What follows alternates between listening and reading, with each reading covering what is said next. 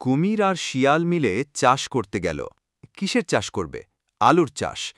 আলু হয় মাটির নিচে, তার গাছ থাকে মাটির উপরে, তা দিয়ে কোনো কাজ হয় না।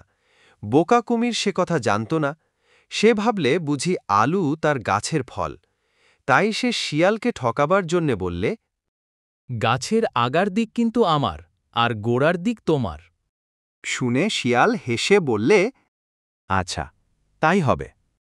তারপর যখন আলু হলো, কুমির তখন সব গাছের আগা কেটে তার বাড়িতে নিয়ে এলো। এনে দেখে তাতে একটাও আলু নেই। তখন সে মাঠে গিয়ে দেখল শিয়াল মাটি খুঁড়ে সব আলু তুলে নিয়ে গেছে। কুমির ভাবলে, তাই তো, এবার বড্ড ঠকে গিয়েছি। আচ্ছা, আসছেবার দেখব। তারপরের বার হলো ধানের চাষ। এবারে কুমির মনে ভেবেছে আর কিছুতেই ঠকতে যাবে না।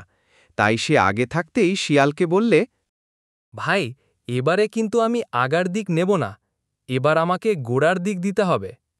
শুনে শিয়াল হেসে বললে, আচ্ছা, তাই হবে।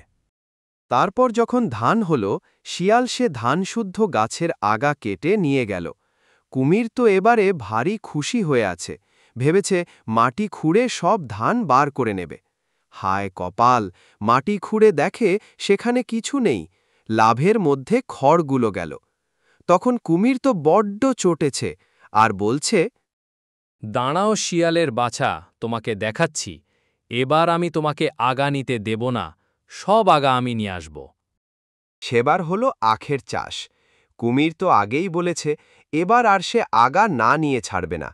কাজেই শিয়াল তাকে আগাগুলো দিয়ে নিজে আখগুলোকে নিয়ে ঘরে বসে মজা করে খেতে লাগল। কুমির আখের আগা ঘরে এনে চিবিয়ে দেখল খালি নোনতা, তাতে একটুও মিষ্টি নেই।